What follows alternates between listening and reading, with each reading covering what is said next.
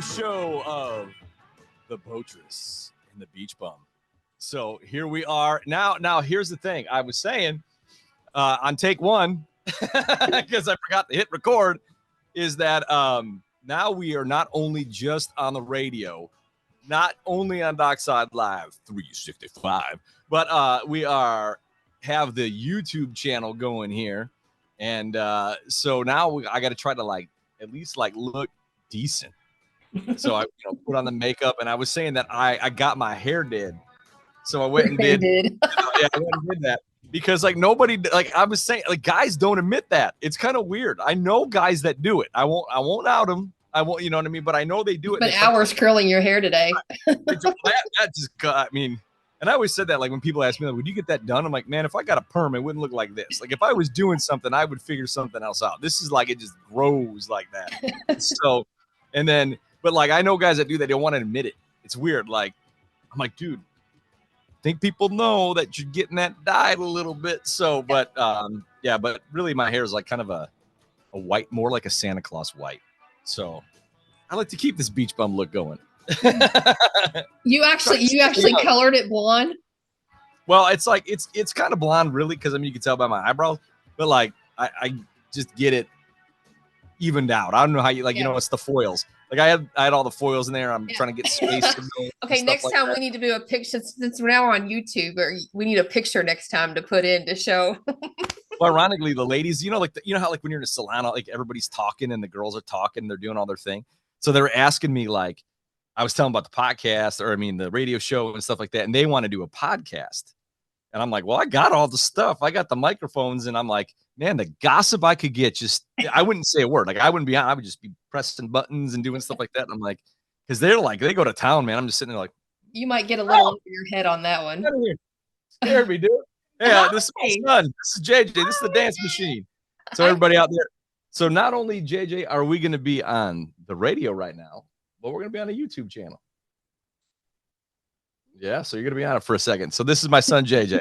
Hi, JJ. So we're just scared. You scared me. I didn't know you were there, dude. That's why I was like, oh, get a natural, see, high five, natural look. So, that was it. So yeah, I was saying, in California, all that water happened. I didn't know if it raised or sank boat levels and stuff like that. And I had no idea when you told me that how do you drain the lake?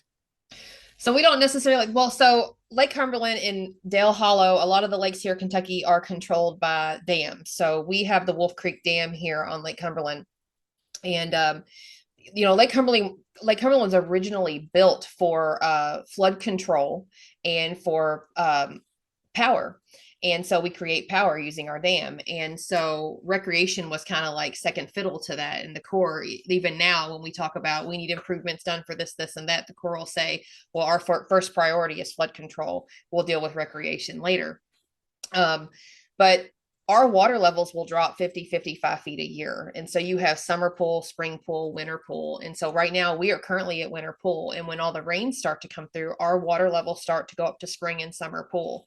So we can get anywhere from 10 to 12 inches of rain a day here. And if you think about how much rain that truly is, our lake covers 6,000 square feet or 6,000 acres of land. And for our water to raise, 10 to 12 inches in one day, that's a lot of rain that can come through. So, we see the rain come up here quickly. So within a couple of days, you can have, 3-5 feet worth of rain start to raise up. They have to go out on the marinas and start, loosening the cable so that the marinas can float back up. So it's pretty cool to watch. I never thought about that because they do float. Yeah, they float. And as the winter pool starts to drop, they got to go in and tighten the cable so that, the marina doesn't drift, east or west 50 feet away from the ramps. So yeah, it's all tied to the bottom of the lake. I'm learning so much about boating when really all I was the guy that would sit on the beach and play his guitar and stand with a little more peaceful. So, well, I told you before, I thought about getting, I don't even know if you know this, buddy, but for a while I thought about getting a boat and being on the lake. And then when we ended up getting the pool, I'm like the in-ground pool in the backyard, I'm like, well, I'm not gonna that's too big expenses that are both too time consuming things. So we bought a house in 2008 that had an in-ground pool. And for the first probably 3 years, we were in the pool all summer long. And then we bought a boat, and I probably got in the pool 2 times after that. And we had the house 4 more years, and I probably got in the pool, like I said, 2 times. And then we went, and 1 year we didn't even open the pool because we were at the lake all the time. And then when we sold the pool, my husband, there's a joke people say when you own a boat, the day you buy it, the day you sell it are the 2 best days in your life. For my husband, because he's not a boater, but with the pool, the day we bought the house with the pool and the day we sold the house with the pool were the 2 best days of his life, because he got so sick and tired of taking care of the pool. So I'm the pool boy, I've like grown up with the pool, you know what I mean? So like I've always taken care of a pool, and one day I might pass those duties on. Yeah. But like, nope. It's kind of like, and I know it sounds so weird, but like vacuuming the pool or something like that is relaxing to me. You get away, and stuff. But I actually bought a robot this year.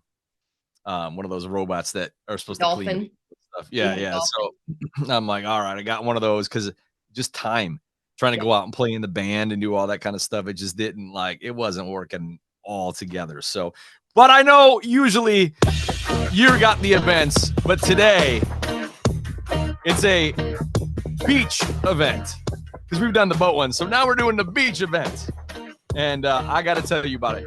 So there is an event happening in April 19th, 20th, and maybe even the 18th. Because we're playing there the 18th or the 20th. I mean, it's called Parrot Head Rendezvous 2024. And I forgot what it was going to be called, but after Jimmy Buffett passed away, they called it Bubbles Up because his thing was like, hey, keep the party going. So, it starts the 17th. Look at that, man. That's a big party, dude. That's long. It's on the beach, and it is right on the beach. So if you look up Parrot Head Rendezvous, it's like if you've gone to Panama City Beach, right behind Panama City Beach, or right behind a place called Sharky's, they literally put an area on the beach. They put it right there, a whole tent in the whole 9 yards. I can't tell if you're looking it up. Are you looking at it? Yeah. See? Oh, wow, she said, Jay. That's what I'm saying. It's awesome. So you look at you are right there. Yeah, the stage is right there on the beach. And so what happens is, I guess, so the guy who helps put it together is a real cool guy named Jeff, and he's kicking it off on Wednesday with Jeff and the Camaros. And then on Thursday, this is for all you Trop rocking crazy people that I love. Thursday on the 18th, you got Darby Ledbetter, Top Dead Center, and then Mike Nash, Mike Nash, I bet you'd like him. He just got back. He's got this thing in Belize called Meeting in the Mayans. He just got back from that. And then Salt Rock Revival. On Friday, they start at 10 in the morning. So, if you got to get your Bloody Mary going, this is it. You got Caribbean Steel, my friend Beth Travers, Tropic Cool, which is Sonny Jim and John Patty, 2 of the most amazing musicians out there. The Brooke Graham Band, my good friends from Texas, who got a #1 right now on Tiki Pod. In a couple of days, got a new song out, the Jonas Lawrence Band. Beth Travers does it again. Then my friends from up here in Champaign, who are it's the Boat Drunks. And every time I play, this is how it works. We literally live 2 hours apart. But they always play on one day, and I always play on the other day. I never see these guys. And we're right there. And then afterwards, they're doing this cool all-star jam in the bar of Sharky's. And then on Saturday, you got Ricky. There's this guy, Ricky Lamb. I guess he's more Missouri. He's a Chiefs fan. But he's doing Shake and Bake. Then you got Christy Krause and Crystal King. And Crystal King is right now doing a DJ thing on Radio Margaritaville. Jerry Diaz, the godfather of Trop Rock and Hannah's Reef. Reggie Stewart, Donnie Brewer and the Dock Rockers. And then on Saturday night, the Beach Bum Band, me and the guys in the band, finishing it all out right there. And then back to the All-Star Jam. And then on Sunday, they call it Worship on the Water, which made me think of the Eli Young Band song. Yeah. And then my buddy Gene Mitchell, who I haven't seen in forever. This guy plays Margaritaville all up and down Panama City Beach. And then at 1 p.m., there's a band called Who's Your Daddy? So I like the way you turned around. What? So, yeah, there's a band called Who's Your Daddy? And it's all there. Tickets are available. Go check it out. It's Parrot Head Rendezvous, April 17th through the 21st. And I am flying in on the 19th. I'm going to catch some of those guys we're talking about hang out, and I'm staying till Monday, flying home Monday because I want to have a day on the beach, man. You know what I Absorb mean? it Like, all. Yeah, that yeah, was I a just want lot to of do fun. that. And Panama was the first time that I ever was on a pontoon boat. Like I went to Panama. I was in Panama City Beach, and we went to. Somebody brought out like it was like a pontoon out there. It didn't go far, just kind of like on the coast, and did some things like that. And then I didn't realize that that was not too much of a normalcy for that kind of water. I found out it's more lake life than it is ocean life. That's I was gonna say the they sky probably just. did they let you go out of the bay? Did they even let you go out? Yeah, That no, they were out. I mean, it was out like we were in front of the hotels, but it yeah. wasn't like way out there. It was like really close. So I don't know if we Yeah. were supposed to be or not supposed to be, or you know what I mean. So that was that. That's what we were doing for that, and it was kind of my first experience of a pontoon. Because Yep. I didn't know. Like, I'm serious. I think I was like spring break, and I was like 17. So to me, everything was a speedboat.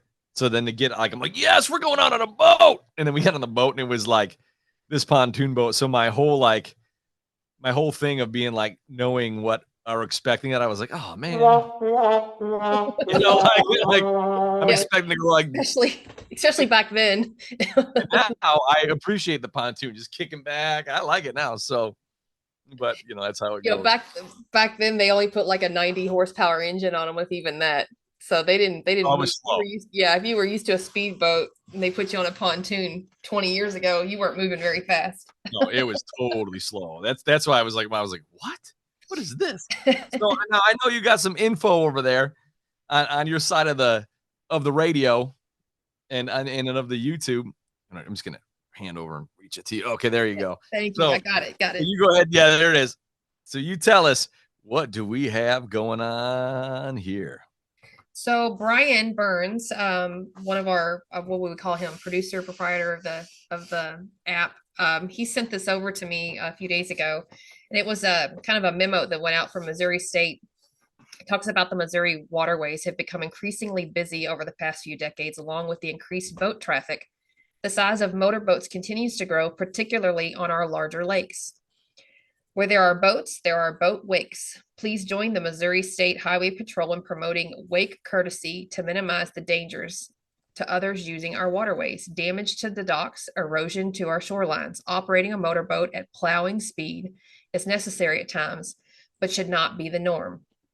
Please make note of these reminders so you are a part of the solution and not a part of the problem. So this is kind of going out, and this is a problem that we're seeing on Lake Norris, where it's huge. So in Lake Cumberland, a lot of your larger lakes, they're very popular with the wake boats and the cruisers. And when you have wake boats and you have cruisers, you have massive wakes. And those wakes cause a lot of damage to the shorelines. And they cause a lot of damage to other people's boats if you are not paying attention to what you're waking. And they cause a lot of damage to the marinas. And so that kind of sent me down the rabbit hole of doing some research about civil liabilities for wake damage and things like that. That I feel like, last week I did some insurance coverage, and then I've got the show that's going to come out on insurance alone.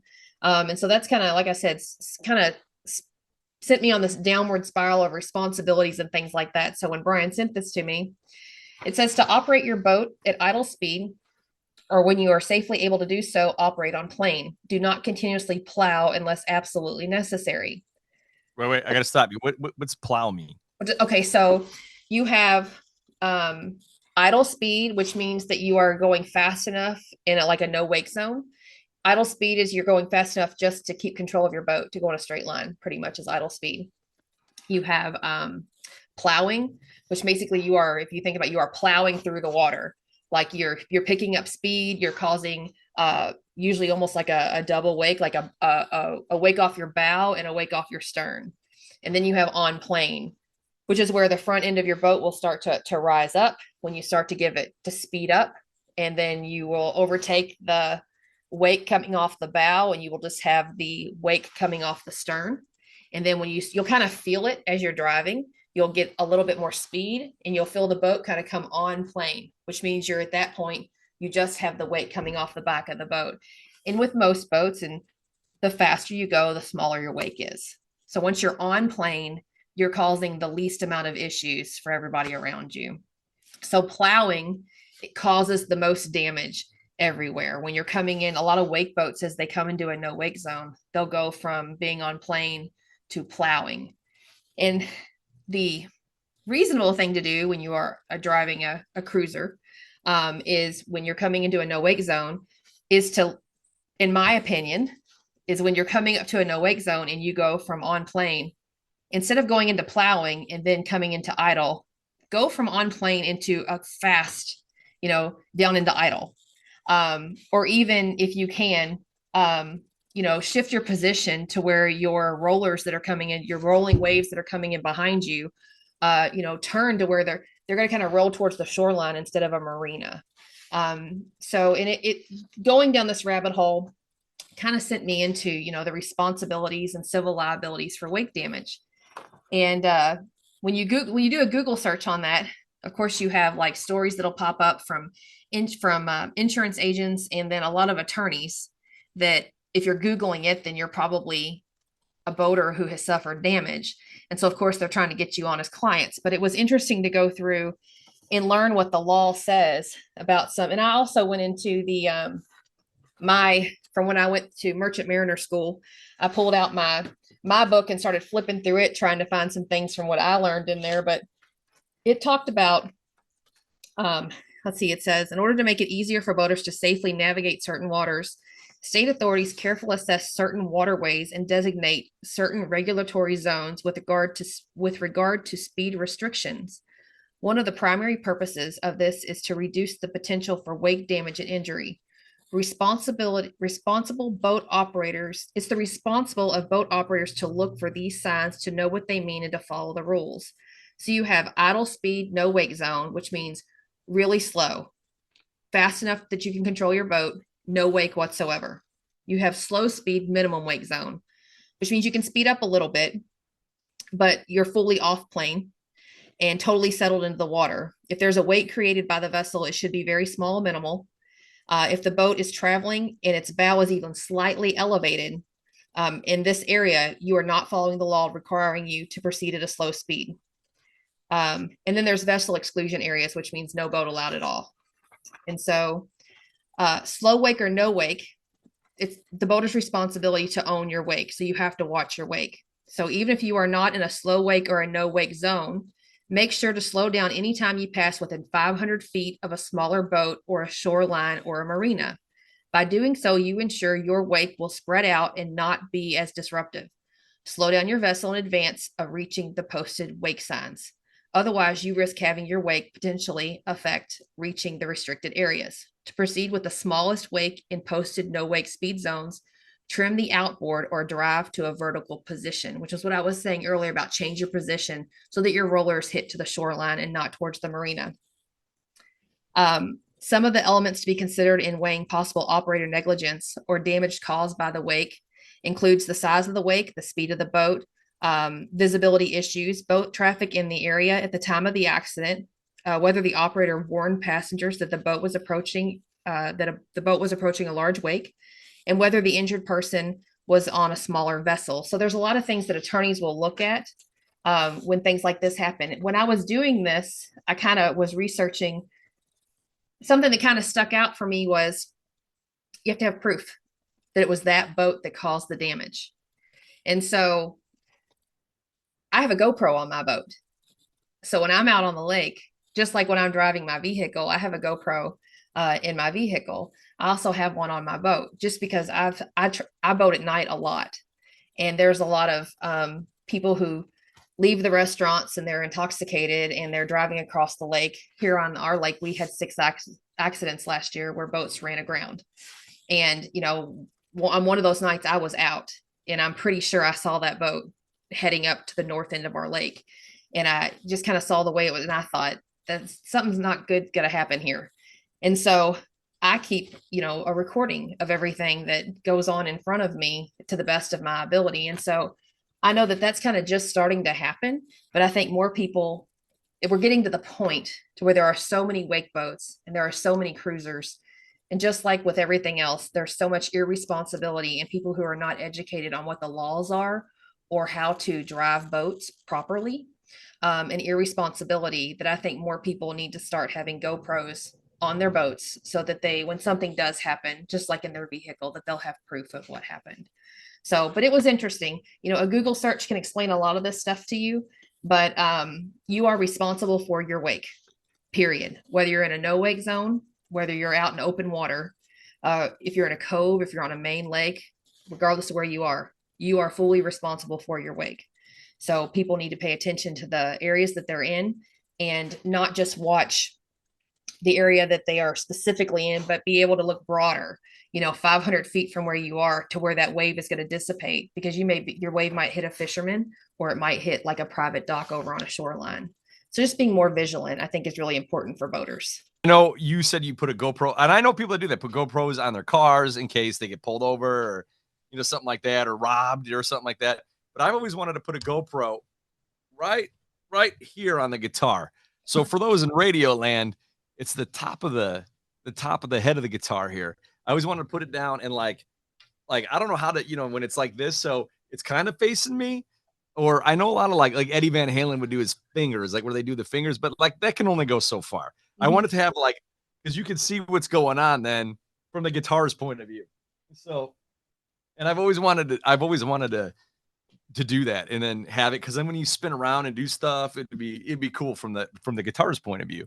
You see, you see these skydivers and these kite surfers, and they use these GoPros now that are on some kind of a contraption way out here in front of them, where it's almost like a 360 view. That would be kind of cool to put at the end of your guitar, where you could see everything around you.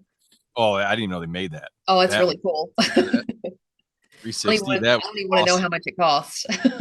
we got this show that we play that is like thousands of people. That would be phenomenal. Hey, speaking of wake zones, and since my son JJ's here, do you remember the wake zone we did when it was all that wake on the raft in Lake Geneva? Oh yeah. Do you remember? You can say louder. You remember it? Yeah, I do. Yeah, we were it was a first rafting thing, and so we went rafting. We're towed in line in the boat, and then when it stopped, we started to flip and sink. You went tubing. Yeah, tubing. That's it. Tubing. Yeah. That's what you. Okay. So see, I told you I don't know this thing. That's okay. I was trying to figure out. It's kind of funny. Okay, tubing. Yeah. You went tubing. So we were tubing, and then when the tube stopped, we were tubing for a long time. We were because they were like, "Hey, we're gonna go to." We were starving, man. Remember how hungry we were? Yeah, I was. And we're gonna go to this spot on the lake, and we go all the way from their house, that's like a lake house, to this spot, and it was packed. So well, never mind, we'll go to the next one. So I think we were literally tubing for an hour and a half, and then by the time we actually got somewhere, there was still a line, and we were still hungry, and we had to wait. But that was his and my daughter, his twin sister Lucy's first time. And then you remember when it flipped? Yeah, freak you out? It was so scary. I bet they slept good that night. It was 2-hour ride home. You guys slept on the way home? I don't remember. I was gonna say you probably slept on the boat. Yeah, my daughter, she's one of those people the car turns on and she's she goes out immediately. So that's how she goes. But I'm gonna check out that GoPro. That's a good idea. Well, it's time for drink of the week, baby. Woo!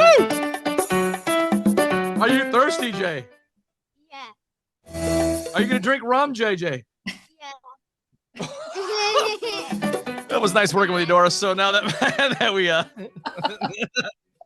I'll write you in jail. I know you're joking. Say it out loud. Say disclaimer. Disclaimer. What's the disclaimer? You gotta tell them you were joking. I was joking. You better be, man, because otherwise you really are crazy.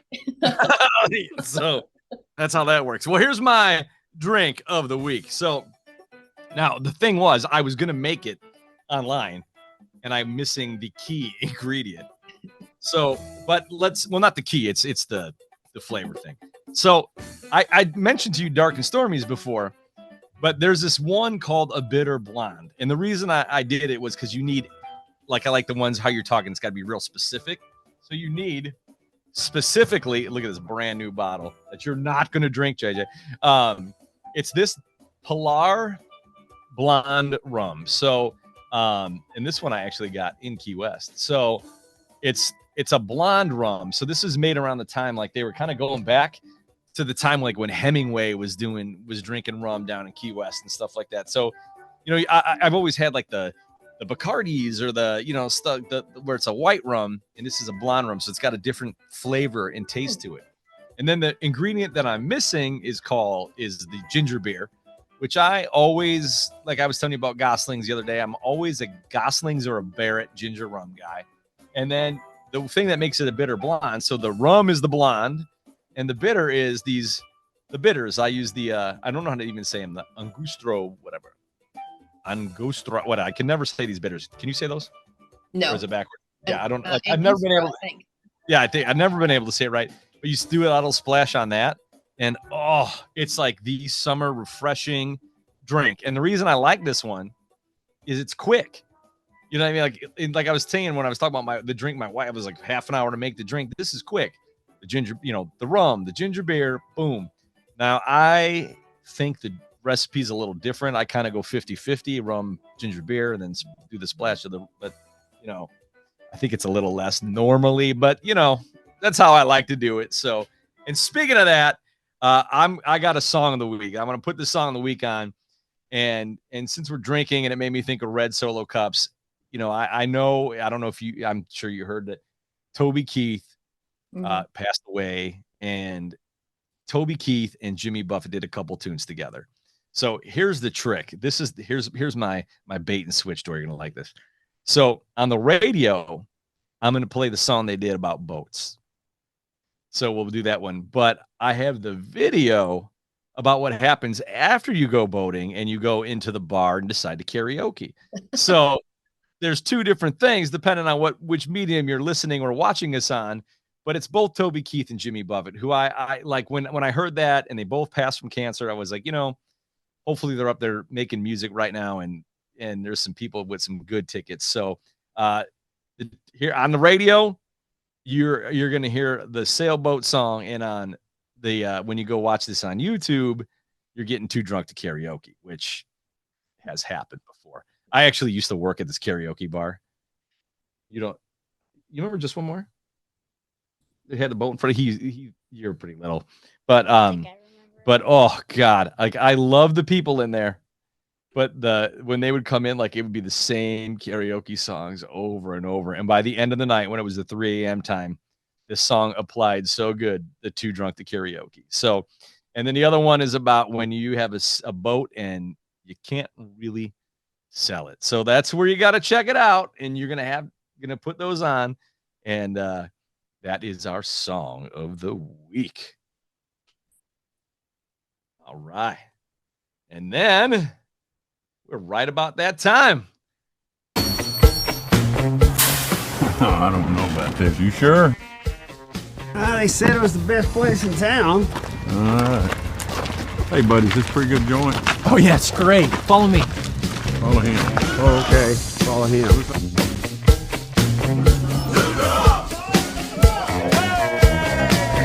Last night at the bar, it was karaoke night.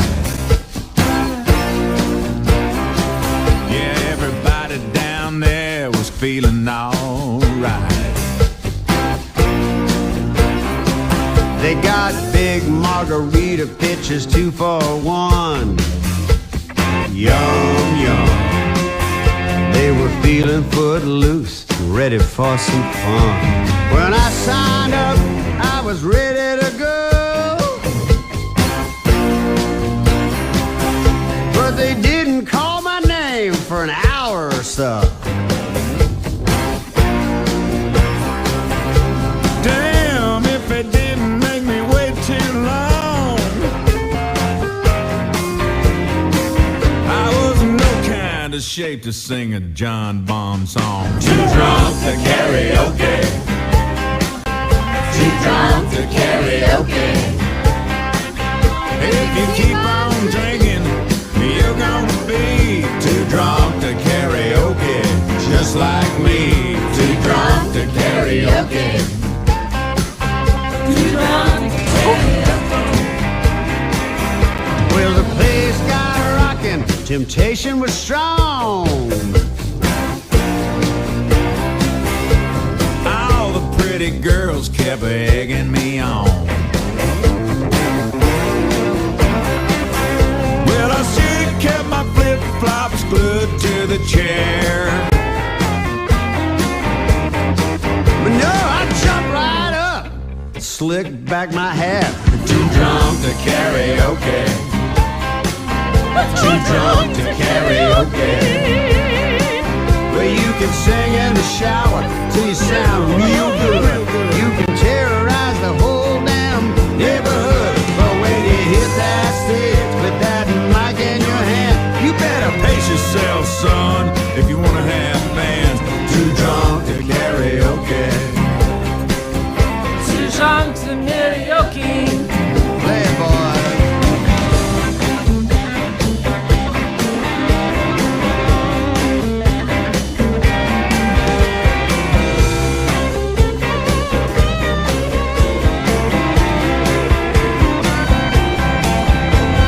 If you ask me, hell, I killed that song.